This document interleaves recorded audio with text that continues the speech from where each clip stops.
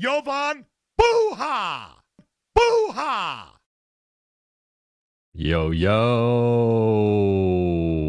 I'm Jovan Buha, Lakers beat writer for The Athletic, and welcome to another Lakers postgame reaction show. Just got back from Crypto.com Arena, where the Lakers won 117-108, coming back from down 12 points at halftime, 14 points in the first half. But Lakers won 117-108 to improve to 21-17, snapped their 3-game losing streak, and this losing stretch of 4 out of 6 games. They improved to 3-4 post DFS trade, and we got a lot to talk about tonight. As always, you guys know the drill. For those on YouTube, please be sure to hit that subscribe button, turn on channel notifications, and like and comment on this video. And for those listening on Apple Podcasts, Spotify, or your podcast platform of choice, please be sure to follow, download, and leave a 5-star review. So I'm just going to get into it. The overarching takeaway for me from this game was this was an awesome win for the Lakers, and it felt like it was about to be a horrible loss for the Lakers for many parts of the first half. They were down 4 at the end of the first quarter. Miami outscores them 28-20 in the second quarter, and it looked like it was going to be another game where LA rolled over in the second half and got absolutely obliterated, or potentially had like a fake comeback because there was that point in the third quarter. They go on the comeback, they make a comeback. They open with a 16-5 run. Then Miami goes on their own run to stretch it back to 10. And it felt like, okay, we've seen this from the Lakers before. Sometimes they make these fake comebacks, make the game closer than it seems, and they still end up losing. But this was the best comeback of the season, and I thought one of their best, certainly one of their best second halves of the season. But I think just the level of seriousness with which they approached the second half, and even I think parts of the first half, like to me, Miami was just shooting the heck out of the ball, and Tyler Hero started the game, 6 for 6, 7 for 7, was 5 for 5 on threes. He could not miss, and he was hitting like deep 28, 30-foot threes with guys contesting him. Didn't matter. So I mean, just a really impressive, like he continued the hot shooting that he had at the Miami game against the Lakers into this one, but it felt like LA was really teetering there. And this is a group that, as we saw in the San Antonio game, as we saw in the Dallas game, as we've seen Denver, Phoenix, Minnesota, the first Miami game, there have been several games this season where they're close in the first half, or it's like maybe a 10, 12, 15-point deficit. They're still relatively in it, and they just get stomped in the second half, and it's embarrassing, and they end up losing the game by 25, 30, 35 points. And that's why they have such a bad point differential and net rating on the season. But tonight was the exact opposite. We saw a level of resilience from this group, and it ultimately might not mean much depending on how the rest of this next few weeks go leading into the trade deadline, and what happens at the trade deadline, and what happens the rest of the season, right? But this is a group that has not always shown fight, and I think tonight they showed it. I think they needed to show it. And again, they faced some adversity in that first half with the Heat's hot shooting and just the way that the game was going. And instead of, they also didn't have Dorian Finney-Smith, which was a big bench piece for them, a two-way wing that you could use in this matchup. And they had several guys step up. I'm going to talk about them a little bit later, but Rui Hachimura led the team in scoring, 23 points, grabbed 8 rebounds. How many times has he had 1, 2, 3 rebound games lately? Gabe Vincent had 14 points off the bench, 4 assists. I thought did a bunch of really smart little things tonight, diving on the ground for loose balls, but also back screens, at cutting, hitting important shots. Had that big three in the beginning of the fourth to give the Lakers the lead. And just, Max had a lot of big plays. And then that's to say nothing of LeBron, who scored 7 straight to ice the game in the fourth. 80, and Austin had a bit of a slow start, but ends up with 14 and 14, and looked much more like the Austin we had seen before this 3-game stretch from him. So just a really good win for the Lakers. To me, the stat of the night is 20 turnovers for Miami. And so the Lakers are not a team that forces a lot of turnovers. They are 22nd in the NBA in terms of opponent turnovers. So they forced the 9th fewest turnovers in the NBA, a bottom 10 team. And tonight, Miami had 20 turnovers, leading to 23 points for the Lakers. And 11 of those 20 came in the second half. And I thought that was what really swung this game. And we saw it swing it the opposite way in the San Antonio game in the second half, where the Lakers were turning the ball over. And the Lakers have been a higher turnover team more recently. Tonight, only 7. So you can go with 7 or 20. I lean 20 because I thought the attention to detail defensively and the way that they were able to make Miami uncomfortable. And it was again, a rough start. Miami scores 38 in the first quarter. Tyler Hero is pulling up from 30 feet in transition, just swishing threes, crowds going silent. And it felt like you could kind of feel like a sense of dread in the arena with just like how this team's been playing. And it looked like they were on the verge of potentially losing their 4th straight game. And it didn't matter, right? Like the Lakers, I thought LeBron had some big defensive plays. He took a charge on Bam, but he was doing a good job in terms of playing passing lanes, much better in the second half than in the first half. But you look at the starting lineup, every starter had at least 1 steal. 4 of the 5 had at least 2. Austin had 3.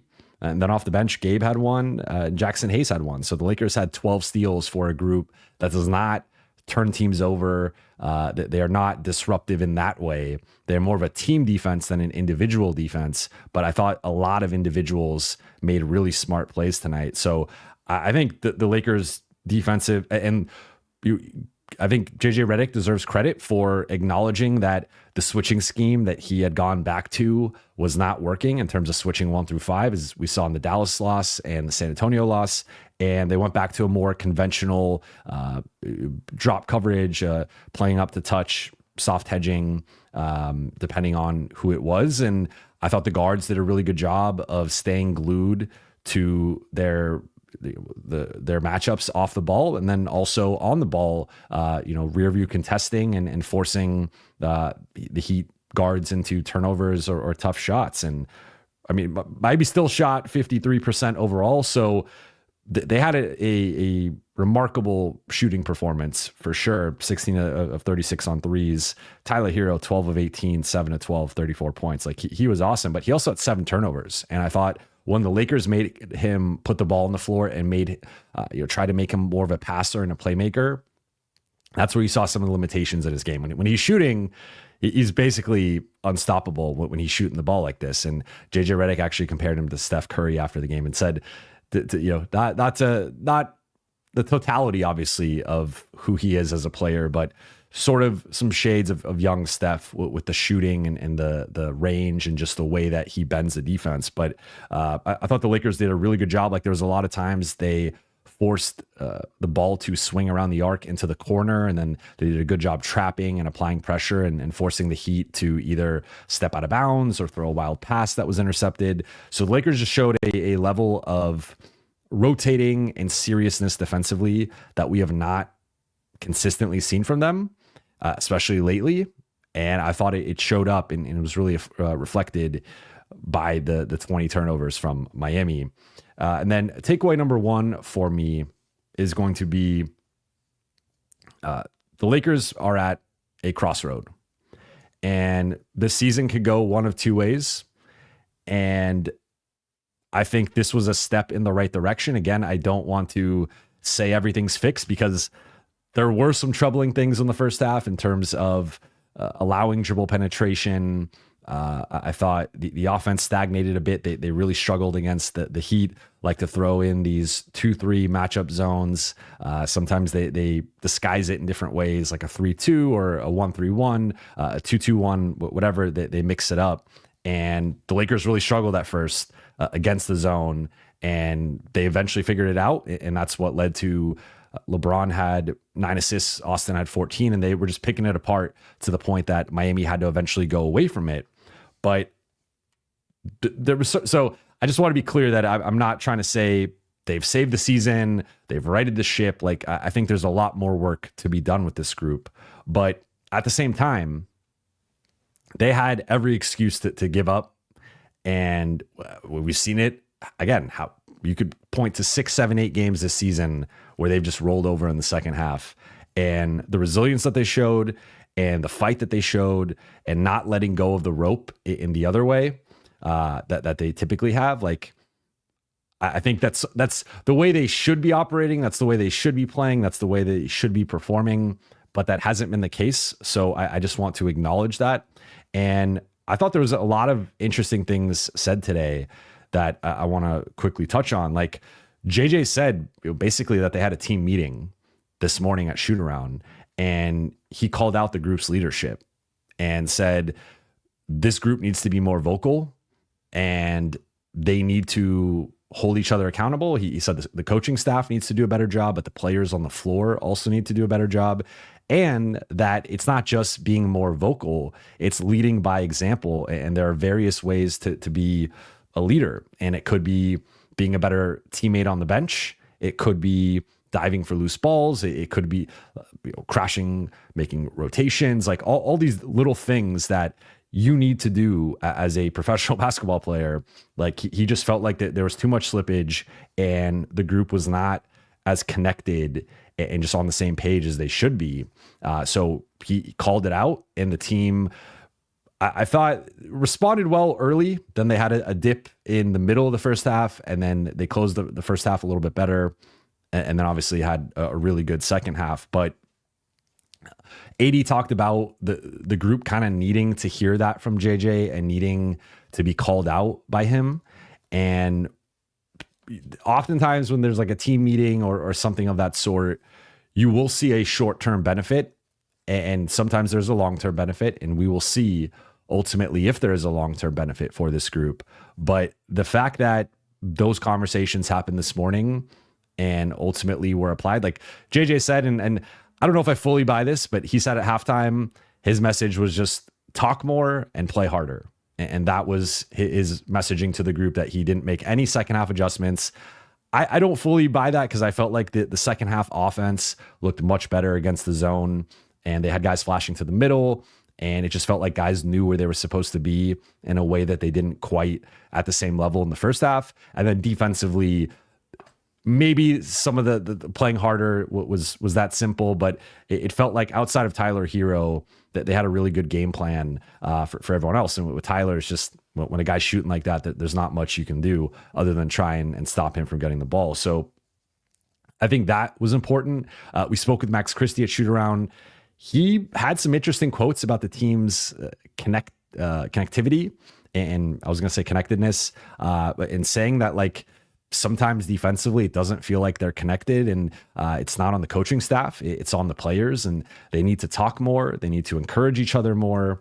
And that, he's like, we know what coverages we're running, but then we're uncertain about how we should be running them. Or like he had some very revelatory quotes at Shootaround that kind of flew under the radar, but he basically said it comes down to, like, when we're connected, you can tell and we look really good. When we're not, you can also tell and we look really bad. And the key for us moving forward is figuring out a way to be more connected more consistently, and that really speaks to, like, LA being an above 500 team who profiles as a below 500 team because of the point differential, because of the net rating, because they have so many bad decisive losses. And then AD after the game said that we have to remain connected whether we're up or we're down, and we can't be front runners. And I thought the use of the term front runners was very interesting from AD, just in terms of basically psychoanalyzing the group right now. And I think I've noticed that up close and just watching the team, but I'm sure many of you have as well, and watching the team on TV, or if you go to games. So I think that they're at least like step one sometimes is acknowledging the problem and being aware of it. And tonight, I think, again, was a step in the right direction for what type of team this group wants to become. We'll see how long it lasts. I mean, they do get Brooklyn, who just lost by 60 to the Clippers. So I think D'Lo will probably play in that game and try and get some revenge against the Lakers. But they should win that game. Then they got the Clippers on Sunday. Then going into next week, they got Washington, they got Boston. Then they go out on the road for the Grammy trip. So a big stretch coming up here for the Lakers at home or in LA. It's technically the Clipper game's a road game. And if they can go 3-1 during that stretch going into the Grammy trip, now all of a sudden, I think some of this recent skid will be behind them. They'll be in a much better place and have some momentum going out on the road for that big trip, but also for the trade deadline. Takeaway number 2 for me is the trade candidates step up in a big way. And I think like LeBron, we've seen like there's been multiple games this season. He's taken over in the fourth quarter. It's LeBron.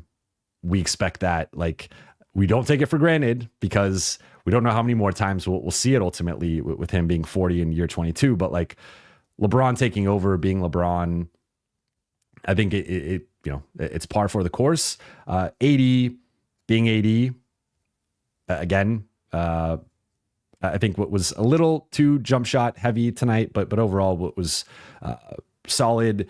And then again, Austin continues to grow as a playmaker, and I thought did a really good job dissecting the zone. But I look at Rui and Gabe as the two guys that if the Lakers end up making a sizable trade, one or both will likely be the pieces included just based on salary and based on remaining years on their contracts. And both guys have been very up and down recently.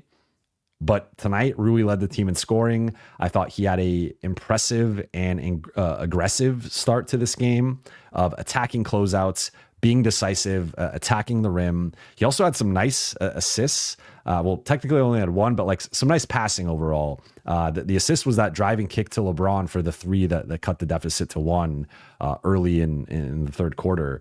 But Rui, 8 rebounds again. Anytime he's getting more than like 6 rebounds, I think that shows a level of engagement and activity from him. And of course, he's going to be picked on defensively. He's going to be blown by at times, but I thought he was much better as the low man with his help defense. And again, just crowding in the paint, being active, having his arms ready, and being disruptive. So Rui, to me tonight, was just awesome. And this was his best game in a while. And look, no Dorian Finney-Smith, so maybe that was a part of this, but they needed him to step up with no Dorian Finney-Smith. And Rui had one of his best games.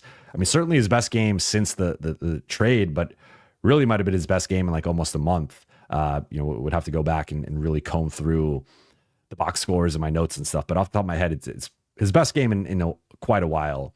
And then Gabe Vincent might have had his best game of the season, period, or top 2, top 3, whatever, with 14 points, hit that big 3 in the fourth, and just made a bunch of timely plays. I thought they were potentially going to close with him. They end up closing with the starters, but it was maybe some revenge for Gabe. Guys like playing their former teams, especially if it's a situation where the team let them walk in free agency, and maybe that was some additional motivation for Gabe. But I just thought he did all the little things, and he was solid defensively. Hero scored on him a couple times, but he was scoring on everybody. And Gabe would he looked like a Miami Heat player because he was in the past, but like for the Lakers, and he just brought a certain level of seriousness to this game and intensity, and picking guys up and switching and rotating and taking some hard fouls, and or he had one hard how many fouls did he end up? Yeah, he had 3 fouls. So I just thought Gabe would like those 2 guys in particular. have not lived up to their contracts. I would say have not lived up to the Lakers' expectations of them. And on a night like tonight, with again, felt like the energy with the season was teetering. It felt like with Dorian Finney-Smith out, they really needed guys to step up. And I thought Rui and Gabe both played two of their better games of the season. So I thought those guys showed, if they end up remaining Lakers past the deadline, you can't expect these types of performances every night, but these are the types of performances that the Lakers need from them moving forward. And then takeaway number 3 is going to be just general updates. That there's a lot to talk about. I'm sure we'll get into it in the Q&A portion, but so Lakers made a transaction today. They waived Quincy Olivari, and he's no longer a two-way player for them, and signed Trey Jemison, who was formerly a center for the New Orleans Pelicans. A bit of a surprising move, to be honest. I like Jemison and his fit. He is 6'11", 270, he's not Jalen Duren, but like from a body perspective, he kind of resembles Jalen Duren in terms of just like he's like a brick wall out there, and he's nearly 7 feet. So it's not like sometimes you'll see guys who are like 6'8", 6'9", kind of with that body type, but he's a legit 6'11", and just has a certain level of athleticism and toughness and physicality that I don't think any of the Lakers big men have to that extent. Maybe Traore is technically the closest, but he's a different type of player. So, Jemison's been a guy who's played backup minutes over the first couple of years of his career. He's played 16 games this season with the Pelicans. That means he only has 34 games of eligibility left for the Lakers. So in theory, adding him, I was surprised that they got rid of Quincy. On paper, he's been their second best two-way guy behind Christian Coloco. And I thought if it came down to him versus Traore, I thought Quincy would be the guy who got the nod. I mean, he's averaging 17, 4-4 in the G League. He's been shooting the ball well. I know turnovers and decision-making have been a bit of an issue for him. And just, clearly, I mean, we don't know what happens behind closed doors. So all we can see is like the preseason stuff and the way he's performed in the G League. And that screams to me an NBA prospect, or at least a guy who at some point will be on an NBA roster in the near future. And we've seen this with the Lakers at times with the two-way contracts and Scottie Pippen or Jay Huff, and for whatever reason, it doesn't work out. And then that guy goes and shines somewhere else. I would not be surprised if that happens with Quincy Olivari. One thing with Traore is he is his brother is about to be a lottery pick, and he has a good relationship with Victor Wembanyama. So I don't know if there's like a political element to it. I know the Lakers like him, and I like him too, for the record. I just think you now have 3 big men with your two-way situations if you're the Lakers. And like, I don't think at this point, Traore looks like a player who's going to contribute this season.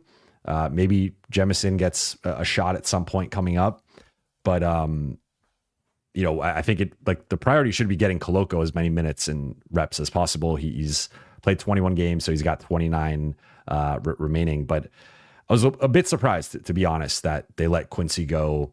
I think it is something that could come back to haunt them. But at the same time, the scouting department has a pretty good track record. So I guess technically it's more the G League, G League group making that call, but we'll see, right? I was surprised though, to be honest. And again, we're not there for practices and whatever is happening behind closed doors, but it was surprising that between the two, Quincy was the one who was let go. And then a couple other things. JJ Redick said that we're going to get should be getting, I think there needs to be a qualifier there, should be getting a Jared Vanderbilt update early next week in terms of an actual timetable of when he can return.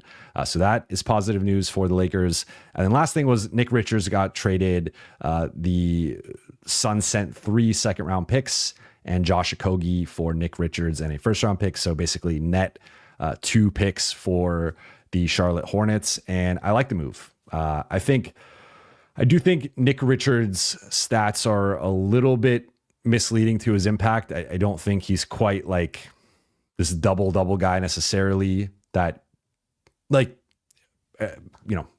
I think doubles aren't all created equal. However, I think he's better than Mason Plumlee and Yusuf Nurkic. So I think he should step in and be their starting center, if not be their primary backup and then be like their closing center.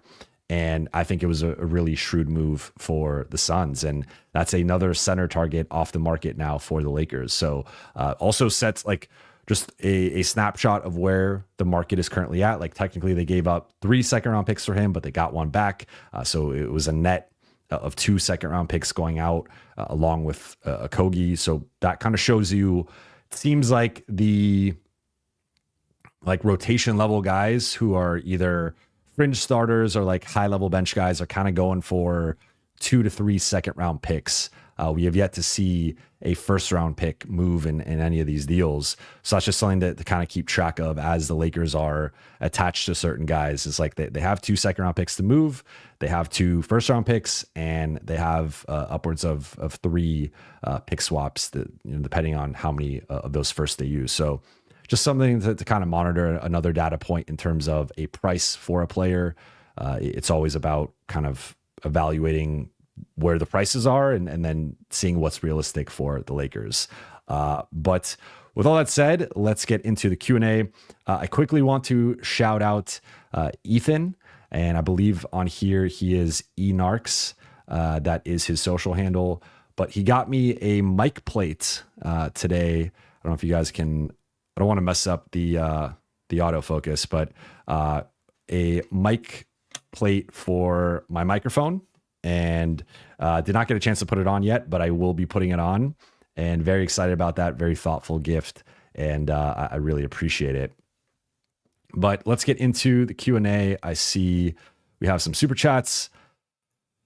First one from, is it Jean-Pierre Briggs?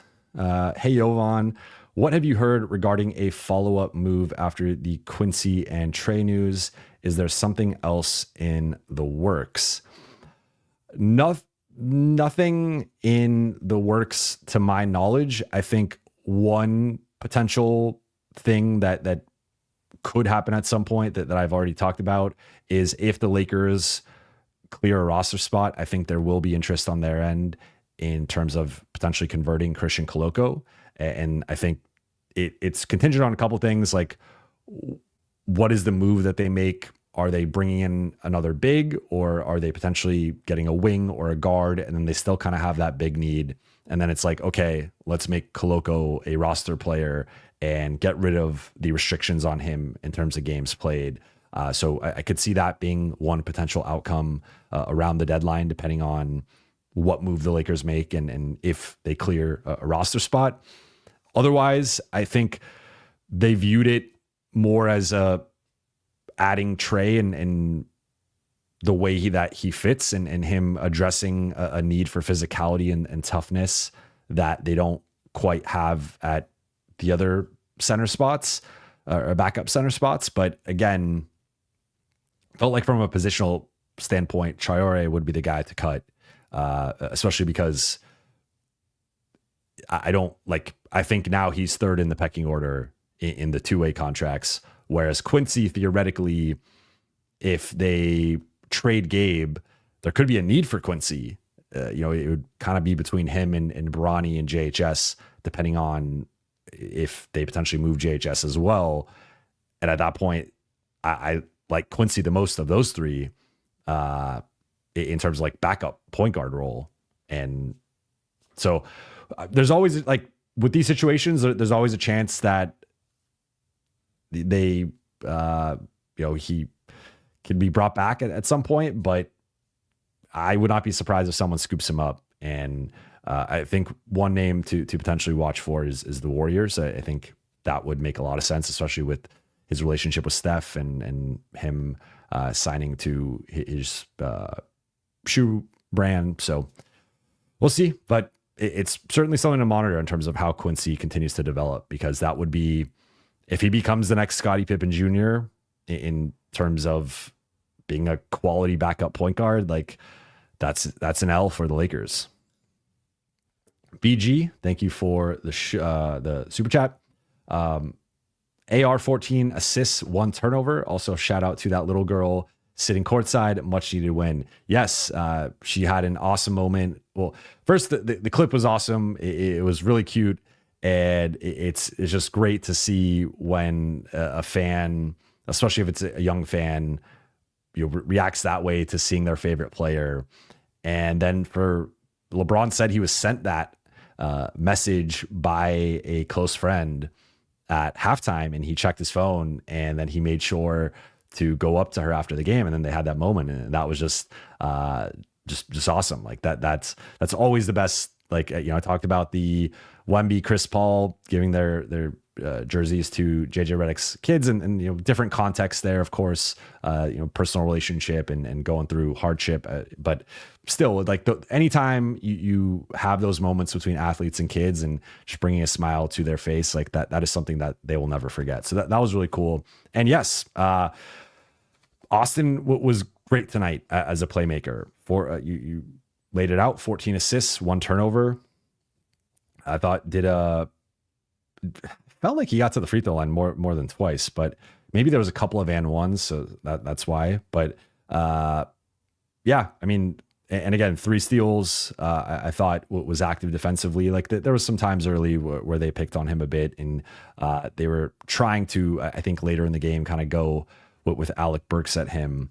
But Austin, like one thing I didn't touch on, but I felt like the Lakers were the ones who really dictated terms in the second half, and that's something that even when they're playing well, they don't always do. But they were just picking apart the zone, and I give a lot of credit to both Austin and LeBron for their playmaking. And I know it's been a hot topic, the Lakers playmaking and missing D'Lo, and they have certainly missed him at times recently, and the playmaking is something that they potentially have to address on the trade market. But tonight, I thought Austin continued the great play that he had been playing at earlier, before this recent Texas the Texas massacre, we'll call it. He was awesome. He was really good tonight. King Rifa _ Chifa, one of my favorite handles on here. AR-15 out there looking like Stockton or Mark Price right now.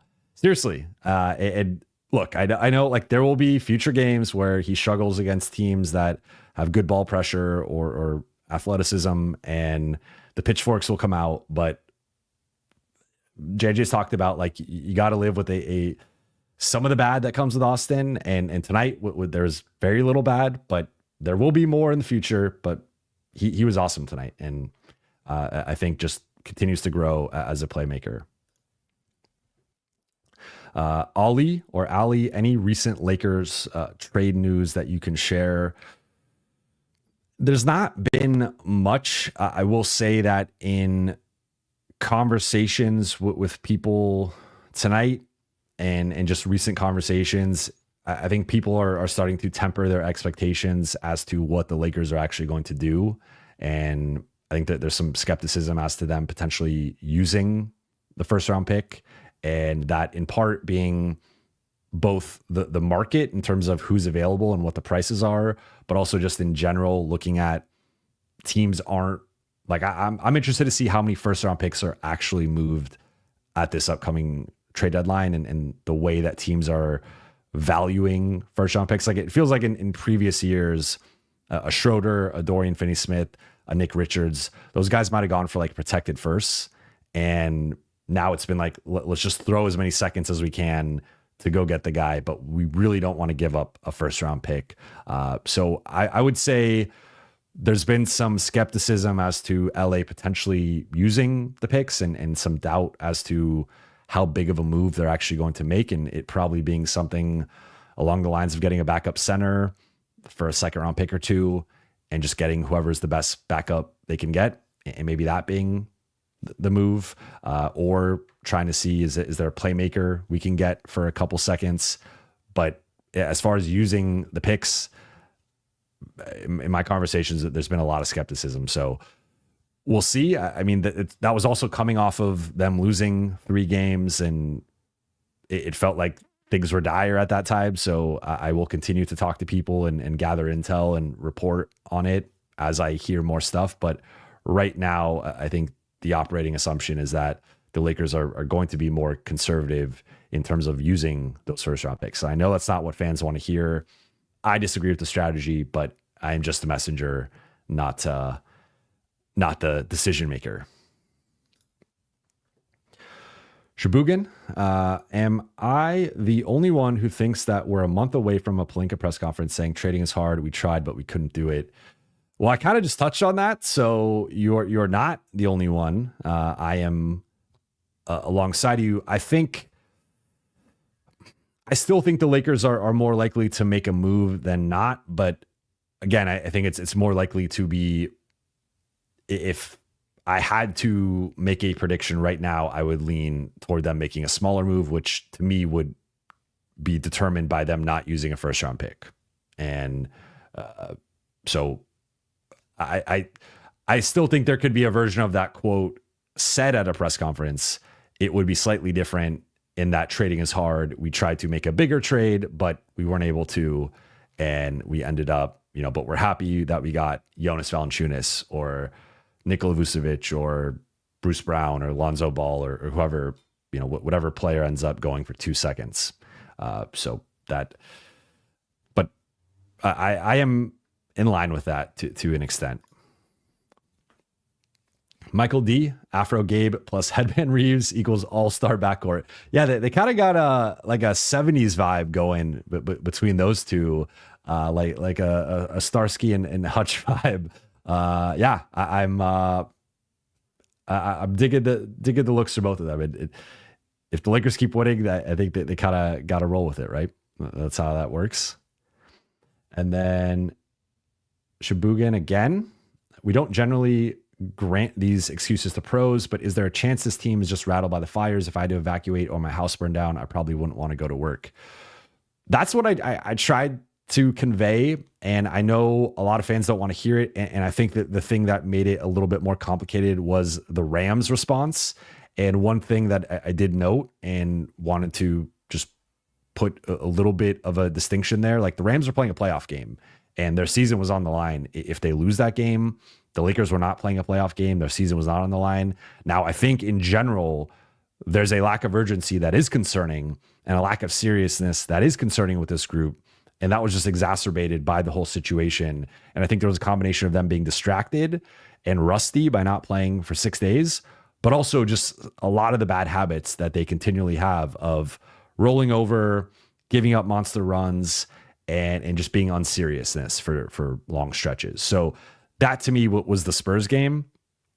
Now, LeBron spoke tonight for the first time since the Dallas game. And at the time, we didn't know, we knew that the fires were a thing, but we didn't know the extent of it, at least the media there. And JJ made a pregame comment about it. We asked him postgame. He said he hadn't checked his phone. So it was kind of laying dormant a bit in terms of being on our radar as to how serious it was. But then right after we spoke with LeBron, we were like, we probably should have asked him about it, and we didn't get a chance to, but then we heard him, talking about try to figure out what he was going to do when he got back. And if he was going to have to evacuate, that was a situation he was already facing at the end of that game. And then he doesn't speak after the San Antonio game, doesn't speak at shootaround today. Then we finally talked to him after the game, and he says he had to evacuate Thursday. And it was the second time they've had to evacuate. They also had to evacuate in October 2019, early in that 2019-20 season. If you remember, LeBron was live tweeting the evacuation. And that I went back and found the tweets, and everything was fine. So it was kind of funny in retrospect, but of course, it's a serious situation. But just like his tweeting style, and he said he's just been off and that this has really affected him. He didn't want to be in a hotel, but he had to evacuate, go stay in a hotel. He's been in a hotel since Thursday. So he's been in a hotel now. We're just past Thursday here in Pacific time, and he's still in the hotel. So he's not been cleared to return. He said he has a couple close friends that lost their homes in the Palisades, and that's been really weighing on him, and just dealing with his friends, just, you know, the tragedy in their lives and how that's affected him. Ultimately, he's happy that he's safe and his house hasn't burned down, and his kids are safe, his wife is safe, his mom is safe, that they're all together at whatever hotel they're staying at. But he said he's just felt off, and it's really been weighing on him mentally. And frankly, I felt like he had an off game against the Spurs. He had 7 turnovers. I thought the defensive effort was poor. And now that we have that perspective that we didn't have before that game, I think you can kind of fill in some of the picture of it. And obviously, you look at what the Rams did, you look at what the Clippers did. I think, you know, it's not something that's impossible to play through or to get past that, right? And we saw those two teams do it. We saw the Lakers do it tonight. But I do think in just being around the team the last few days and seeing how down the energy has been, I think part of it's been the losing for sure, but part of it's been several of these guys were evacuated, displaced, staying in hotels, their coach's house burned down. Like, there's a lot of things that the Lakers are dealing with that, like, because also the Lakers have, like, every team's a little bit different in terms of like where guys stay. I don't know how many Clippers players live in the Palisades or in that area. I don't know how many Rams players live in the Palisades or in that area, but I mean, the 2 best players had to evacuate. The coach's house burned down. Like, those are factors that are going to play a part in all of this. And I don't know how to quantify it. I don't know how much to factor it into how I feel about the loss or review it. But I said with the San Antonio game, I was going to give them grace. Tonight, I was ready. Like, I was ready to eviscerate this group if they lost this game, especially after the first half. I was getting ready, and didn't happen. So, but I don't know. And it's going to be something that's ongoing, honestly, that they continue to deal with. Jean-Pierre Briggs thank you for the super chat. Does Rui plus JHS plus seconds get us Lonzo? Probably. So Lonzo, is he expiring, or does he have another year left? Let me quickly check that.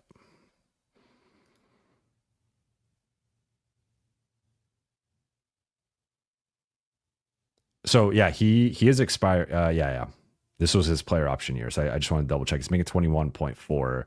I think it gets, like, I don't know if the Bulls would love taking on Rui's contract, but you do get JHS and seconds. I think that one's probably close from the Chicago end. I mean, you could argue that Rui's the best player in the deal, right? Like, statistically, and they're getting JHS and they're getting seconds. I think that gets you in the conversation for Lonzo. Keith Plenner, let's keep our first. Maybe we can get another JHS. So, wow. Oh, man. You had me in the first half. You had me. I was interested to see where the rest of this super chat was going to go. But this might be the funniest super chat I've gotten yet.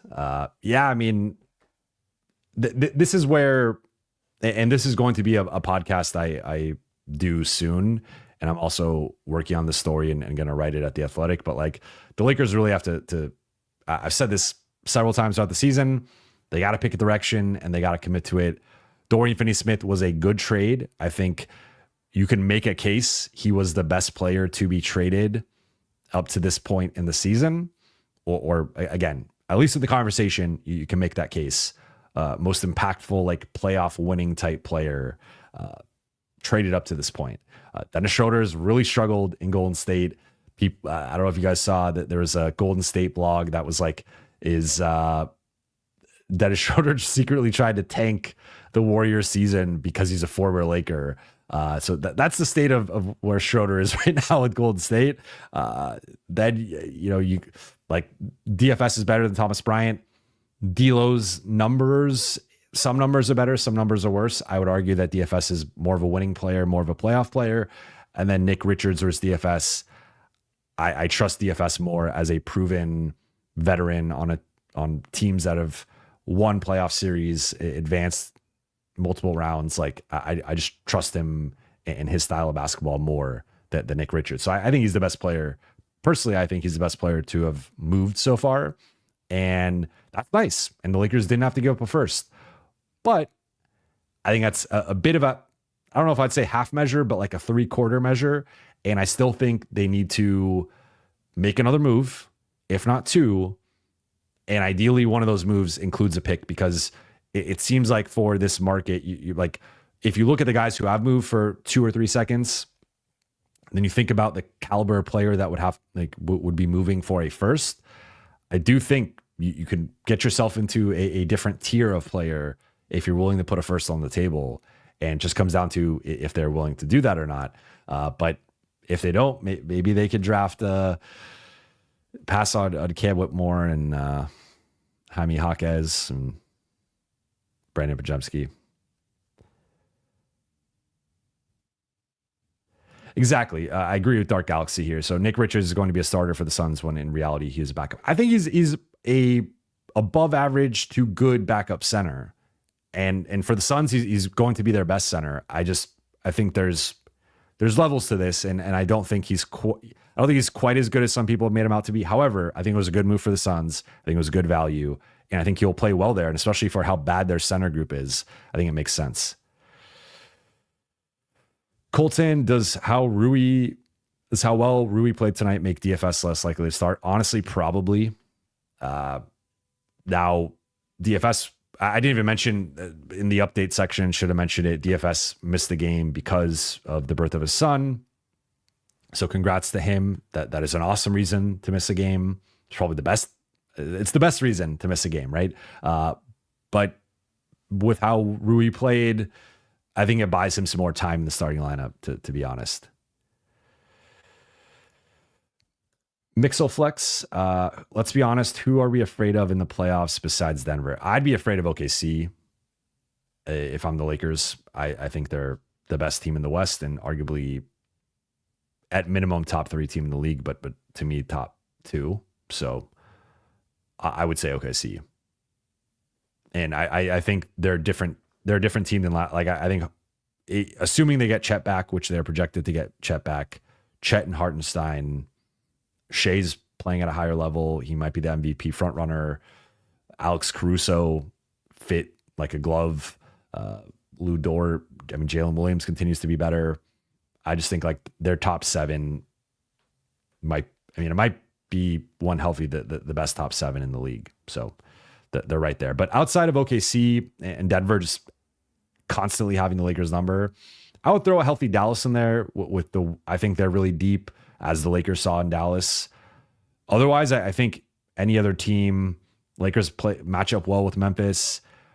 I think Houston, we saw in the second half, like once they made some adjustments, played with more urgency, they controlled that second half.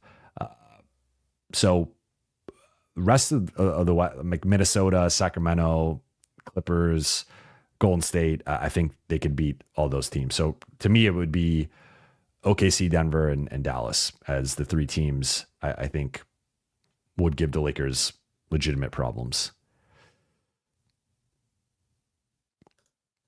Hen L, can you speak on AR talking about JJ having tough conversations with the team because he brings more than just basketball to his coaching approach? Yeah, I mean, this was part of the reason why the Lakers were so high on JJ Redick. This was part of the reason why they view him as the coach of the future. Is like he has a great ability to communicate, as we saw with his media career and his podcasting and his TV work.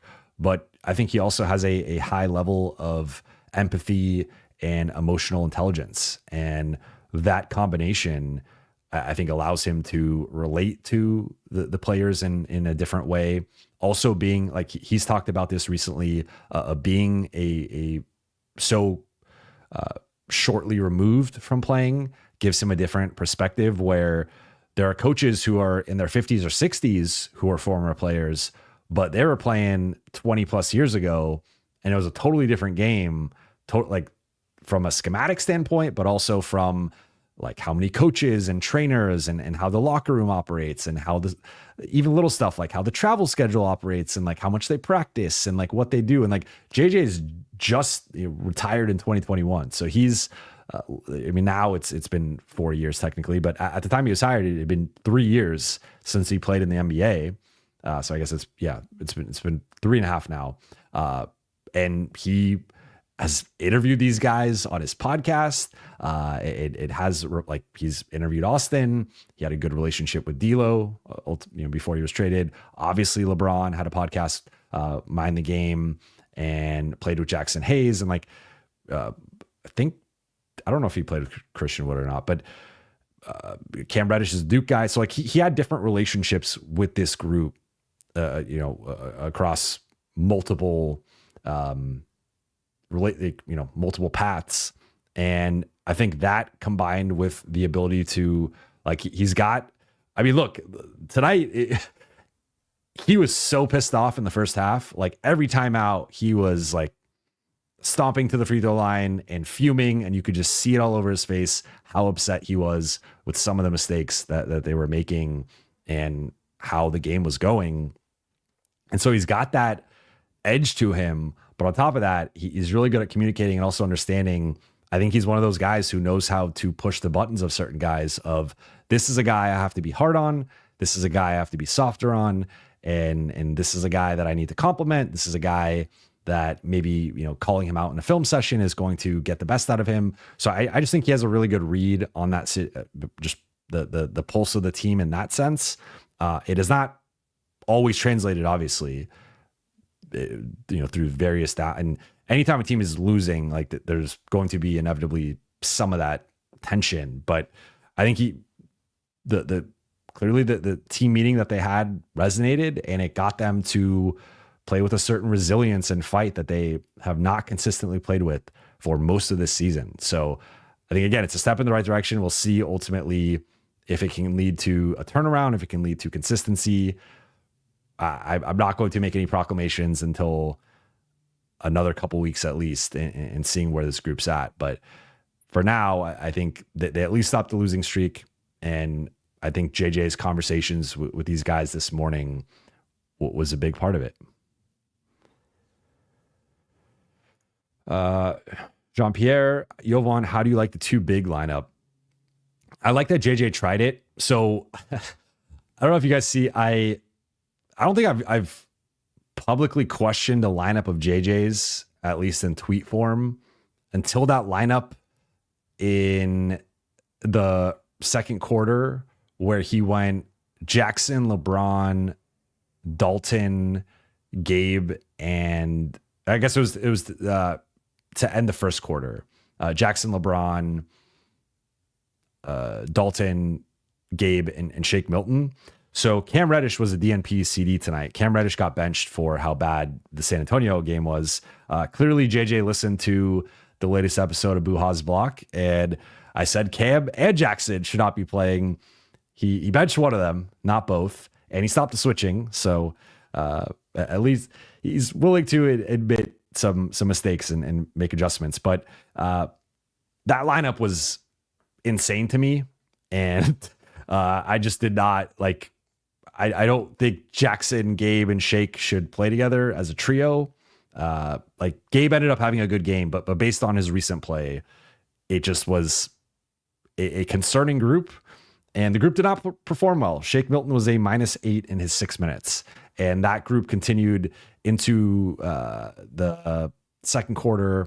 But I think they went with Max and Austin instead of Gabe and Dalton. Or maybe Dalton's still out there. I don't remember the exact lineup, but it made more sense. I think it might have just been Austin in for Gabe. But I think it continued a trend of them going with far too many offensive liabilities next to LeBron, and those lineups tend to be bad, and it tends to affect LeBron's plus minus. And even tonight, he had he actually ended up plus 14, but at one stretch he was like -8, and it was in part because of that bench lineup. Now I say all that was kind of just be venting on a lineup I didn't like. I did like the two big lineup. I did like that JJ tried it out. And I think it was a +2 in the few minutes that it played, that they played together. Ideally, it's a better big man than Jackson, right? Ideally, it's Walker Kessler. Ideally, it's Robert Williams. Ideally, it's Miles Turner, and just a better player, a better fit, and at least like really good on one side of the ball.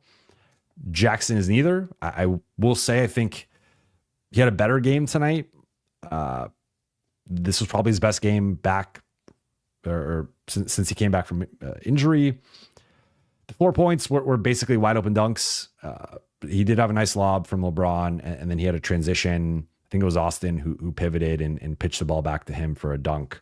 So I mean, still played 14 minutes, 1 rebound. Was the only bench player with the positive plus minus at +2, but I think I still would favor Christian Coloco or a healthy Christian Wood over Jackson at this point, or ideally the Lakers just going out and getting a better big. But I did like that JJ tried it. I thought it was fine. I like that he brought LeBron in then, and then they just went giant with the front court. I think the other 2 guys were Dalton and Gabe that were in at that point, but the second half rotation was much better than the first half rotation. I did not understand the shake minutes. I would have rather have just played Cam if you're going to play that 9th guy, but he went away from it in the second half. Shake had a pretty rough go, and then they went with 8 guys. Karush, do games like these make you want to keep Rui, or is he just raising his trade value? I lean toward the latter. I don't think this is going to like drastically. I think with like when we talk about some of this stuff, it's very in the moment, and the reaction can be like, oh, it's going to swing. But I think people know Rui's capable of nights like this. It's just he does not do it consistently. And maybe he has a great next 3 weeks, and this is the start of it. And maybe it does change his trade value, or maybe it does change the way the Lakers view him. But I don't. This night is a confirmation for me, at least. It's confirmation of like what Rui can do. I would like to see him do it more consistently, and if we see a more consistent Rui, that's a player that I think the Lakers could use, and that's a player that the Lakers can keep. But the version of him we've seen for the last like 3 weeks now, that's a version that, especially when he's playing 30 plus minutes a night, can be harmful with how bad he is defensively and just passive offensively outside of like wide open threes. So this version was great, attacking closeouts, getting to the rim, dunking, back cutting. I thought he just had a really good rhythm and flow out there. What was assertive and locked in. And when Rui's locked in, the Lakers are really hard to beat. But when he's not, they're very beatable. And he's very much an X factor, like swing player for this group. So I don't think it changes how I view him in terms of still being an expendable piece, and I don't think it raises his trade value. So I'm actually going to reject the premise on both of these. However, maybe this ignites him, and we saw last year with D'Lo. He started playing well in January, right before the trade deadline, and that carried over the rest of the season until the playoffs. Maybe that happens with Rui.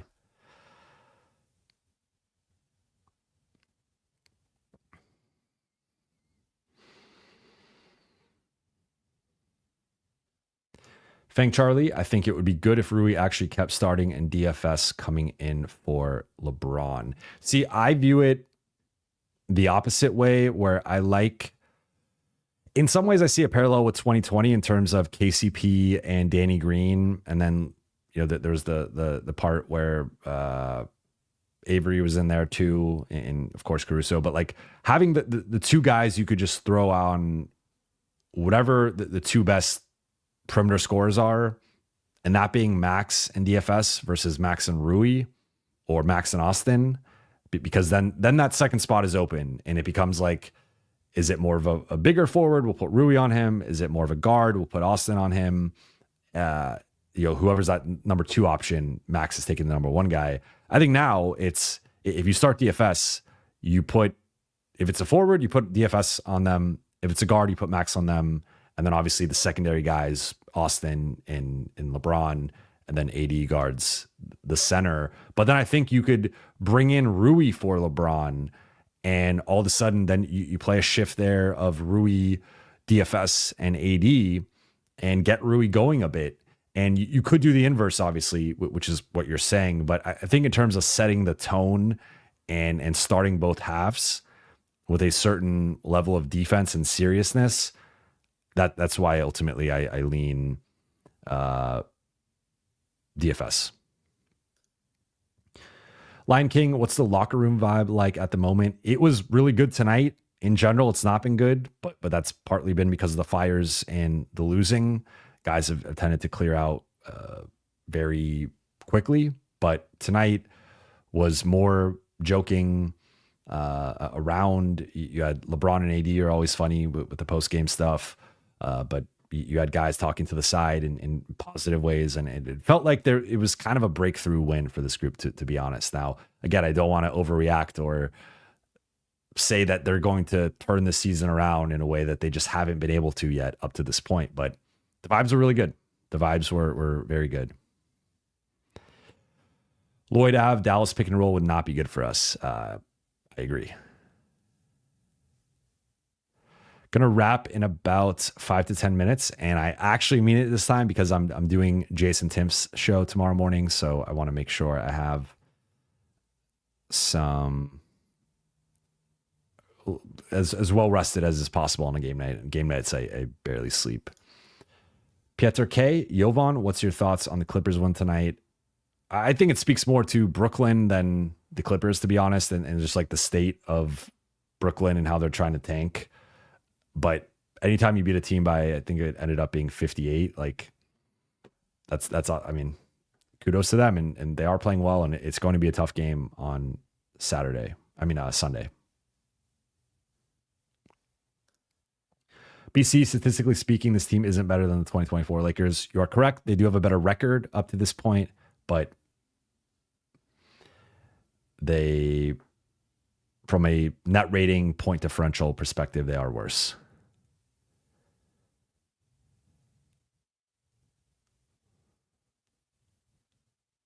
Okay, catching up here.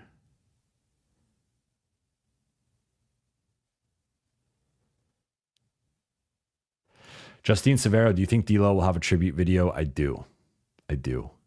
I think anytime a player spends like 2-ish plus seasons in a place and they go on a playoff run, I think that they get one. And yeah. Ali, I want to know which one it is so I can say it correctly. What future star do you want coming to LA? Ant? ? I would say Ant or Luka. From the Lakers, I would easily take either one. Joshua Renz Corpus, Jovan, is there a big possibility we can see the new two-way against the Nets? Yes, he'll be with the team. I don't know if he'll be active. I don't know yet. Lakers are practicing tomorrow. We'll have a better idea tomorrow, but it wasn't announced until after the game. And JJ didn't talk about it before or after, but he will talk tomorrow about it at practice.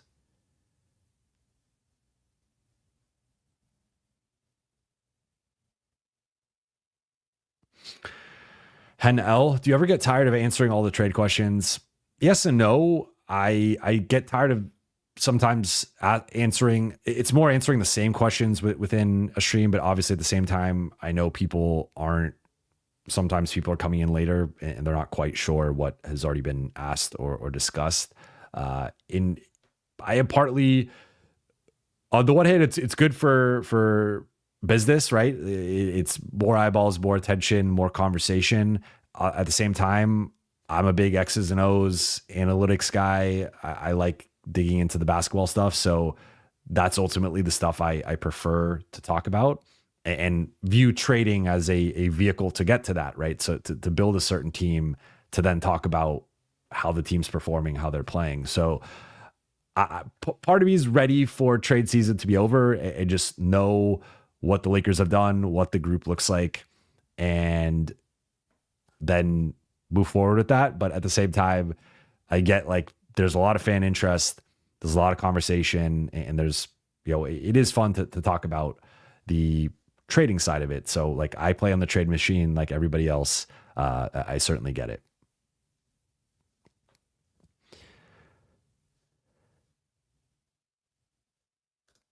Mixel Flicks, why trade our best pure shooter? I know you're on the Rui side, and I totally get it in terms of like the shooting part is a big part for sure.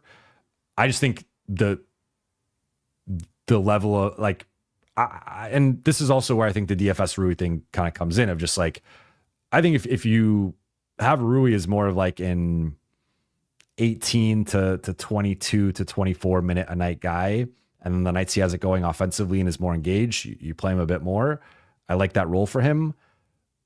But the nights he's playing like he played against San Antonio and Dallas, and he's playing 30 to 35 minutes, like it just at some point becomes harmful for how bad he is with his off-ball defense and just how low his motor can be in terms of rebounding and backline efforts. So like, I think you are focusing solely on like his best skill right now, which is his 3-point shooting. And it is something that is important, but I think the defense has been harmful to the point of offsetting the shooting. And again, if it's a reduced role, I'm more okay with it. But I think in the past couple of weeks, Rui's been more of a negative player than a positive one. That said, I also agree with your second point of Rui ain't going nowhere if you know basketball. Like, I think the Lakers value him more than I think the fan base does or the rest of the league does. And that makes trading him a bit more complicated. Revived, Jovan, do you think the Lakers could use a guy like Kobe White or Anthony Simons? In theory, yes. There's some complications there. Like, I don't think you can have either one of those guys with Austin.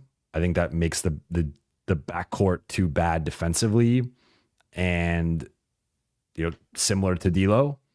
And I think I would probably trust both of these guys more than D'Lo. Both of these guys are playing at a higher level than D'Lo, but it's similar concerns in terms of the fit there. Also, it just comes down to the price of what it would cost to get these guys, how much money they're making, and salary matching and stuff. So that's where, in theory, yes, but in practicality, I don't know.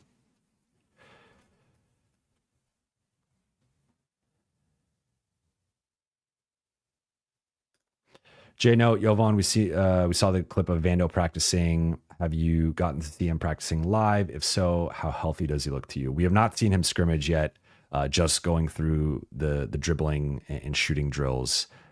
So it's hard to say. I mean, based on JJ saying there's going to be a timeline announcement early next week, I would assume it would probably be another week from that point on the short side, but we'll see. I mean, that again, they're running out of time. Puppy Chow 302, did you speak with Olivari after the announcement? He's such a positive guy. No, and I actually, on a personal level, I'm bummed out because I was trying to get him on my podcast and he had agreed to come on. So that's an unfortunate loss.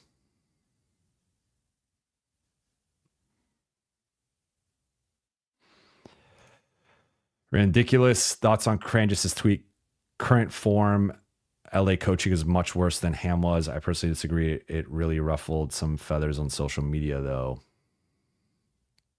I disagree because I also I think that the thing that, and this applies to the Darvin discourse, and I really, this is one thing I am tired of talking about.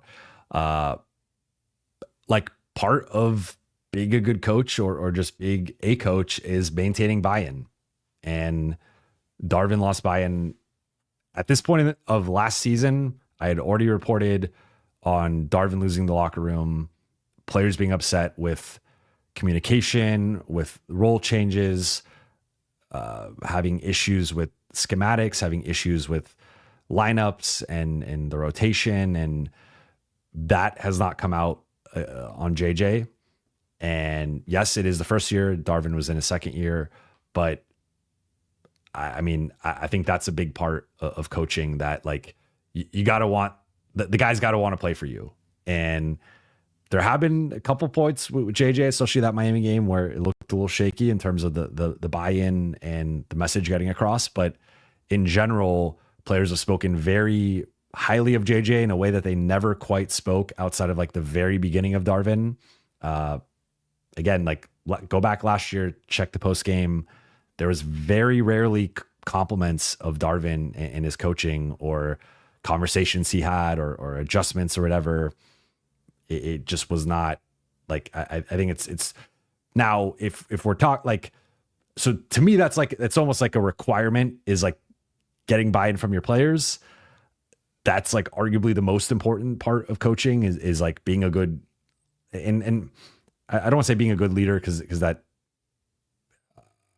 suggests I'm saying Darvin wasn't, but I'm just saying maintaining that buy-in from your team is pivotal to being a good coach. And now we can debate the schematics, and I think there have been some things with the offensive organization, the switching, and some of the rotation stuff that JJ can do better. And to his credit, I thought he adjusted the switching tonight. The second half rotation was much better than the first half. And he had a team meeting this morning that clearly resonated. And yeah, so I disagree personally. Now I also think things were better, or things weren't as bad under Darvin as they maybe seem to be. But if you have the locker room give up on you, it's and you have guys calling you out in playoff press conferences, like I don't know.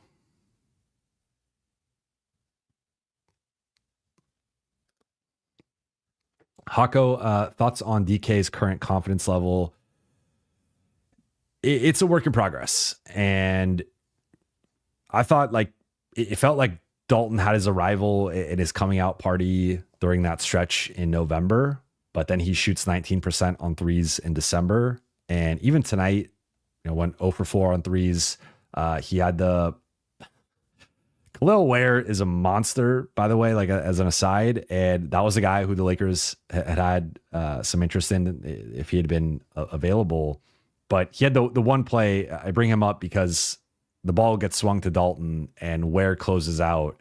And I think November Dalton would have shot that three and just said, if this dude's going to spike the ball, remember, I forgot whose shot he spiked to like half court and it was a goaltend. One of the craziest blocks I've seen, even for a goaltend, like even by goaltending standards, it was crazy. But Dalton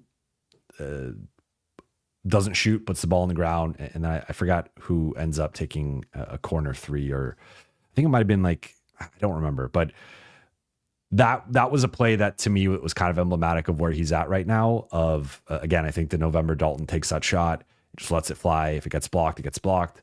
But with the way he was shooting, it was probably going to go in. This Dalton is second guessing stuff a little bit more. And right now isn't contributing in other ways enough to justify being out there as much as he was earlier in the season. So I think it's good to continue to give him reps and experience. And I said, if he's like the ninth guy, I think that's ultimately fine, which I think he probably would have been the ninth guy tonight. Like if DFS plays, I don't think Shake plays. And I think Dalton is more the ninth guy, but like until he starts shooting the ball better and more consistently, it's going to be, I think, just a lot of ups and downs with him. Keith Plenner, since the D'Lo trade, Reaves averaging 8.6 assists a game would be sixth in the league. But I was told he's not a good playmaker. That's what I thought.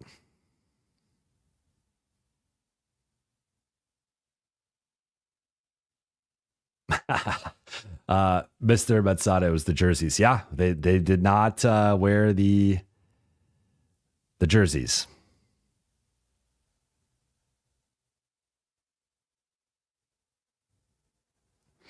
Okay, Dark Galaxy says Crane just clarified it was the last 5 to 10 games. Good to know. I mean, sure, there's been a lot I have not liked in the more recent games, but not to the extent of starting Taurean Prince for 50 plus games and benching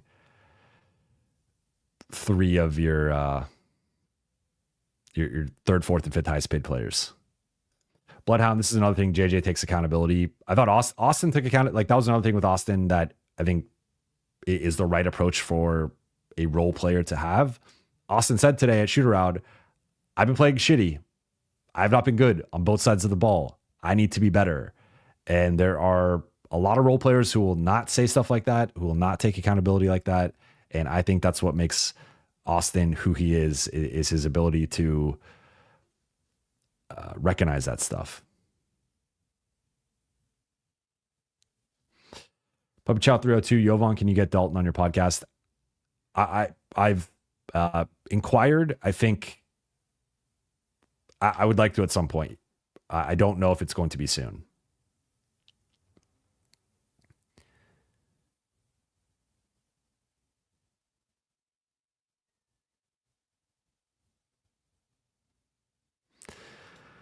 And Jordan Andreas, LOL, he's white, so he has to take accountability. I'm not sure I get that one. Probably shouldn't have promoted it. Gonna wrap here. I will my sometimes nemesis, Throne of Lies, although I think I've secretly grown on him. He says, you think the team is better since the D'Lo trade? I do. Now, I am more of a process over results guy. And what I mean by that is, like, I think this team is better set up to compete than they were prior to the trade. Now, I still think there are holes within this group and they need to make a second, if not third trade. But as constructed, I think this group makes more sense than it used to. I think DFS was a player that they did not have that player archetype within the rotation. It is an important player archetype, and maybe they get it back with Jared Vanderbilt. But even then, he's not the shooter that DFS is. DFS has been shooting 40% in LA, 43% in Brooklyn. And for as much, like, D'Lo's, he's only played a few games, but for his, like, you see the playmaking with him, right? And we'll probably see it Friday. 8 assists for the Nets, but he's still only shooting 41%, 33%. It's actually identical in LA and Brooklyn. Like, he has not shot the ball well. And I think, like, if it was last year's version of D'Lo, I think there could have been a whole separate conversation about if the Lakers should have even traded him. But he has not been as effective as last season. There's still half a season left. We'll see if that changes. But up to this point, he was not the same player. He's not been the same player in Brooklyn either. And, you know, we'll see. But ultimately, I think the Lakers are better equipped to compete. Now, I said process over results because the results, obviously, they're 3-4. They've been under 500. I think this has come against a tougher schedule. Cleveland's the best team in the league record-wise, or maybe it's them or OKC. I don't know off the top of my head. Dallas and Houston was a tough back-to-back. And, you know, San Antonio,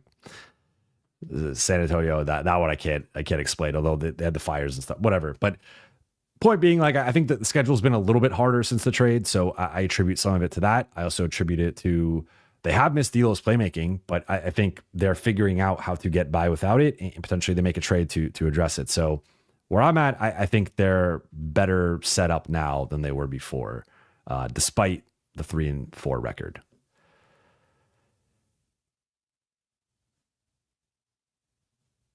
Dark Galaxy, this will be a final one. Why do people only use a scapegoat word when it comes to the Lakers? Because clicks, baby. Clicks and views. But with that, I am going to wrap here. Thank you all so much for watching and listening. For those watching on YouTube, please be sure to hit that subscribe button, turn on channel notifications, and like and comment on this video. For those listening on Apple Podcasts, Spotify, or your podcast platform of choice, please be sure to follow, download, and leave a 5-star review. I'll be back with episode 79 or 80 of Buha's Block. Might be 80.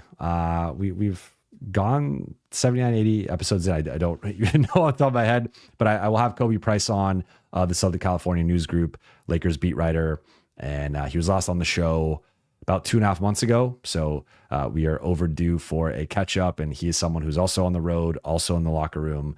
So he has a good perspective on this. So we will record tomorrow afternoon after Lakers practice. I will be on Hoops Tonight on the Volume with Jason Timpf tomorrow morning, and that'll probably drop around lunchtime. So we'll be going through some trade stuff, Laker stuff, big picture stuff. So be on the lookout for that. And I will be back tomorrow with a new episode, but also Friday night with a stream. And I promise I'll go a bit longer than I did tonight. But thank you all for watching. Thank you all for listening. Late Night Gang, shout out to you all. And Fang Charlie says, by the way, Jovan, when are we going to get another fan chat with you? I realized I did that once. I thought it was a success. Let's do it again. Next, on the non-game day lives, I want to go back to doing the fan chats, bringing you guys on. So we will do that the next time. But appreciate you all. I enjoyed Andreas. Don't worry about it. We're on the way to 20K. We will hopefully get there end of the week or next week. But appreciate you all and talk to you very soon.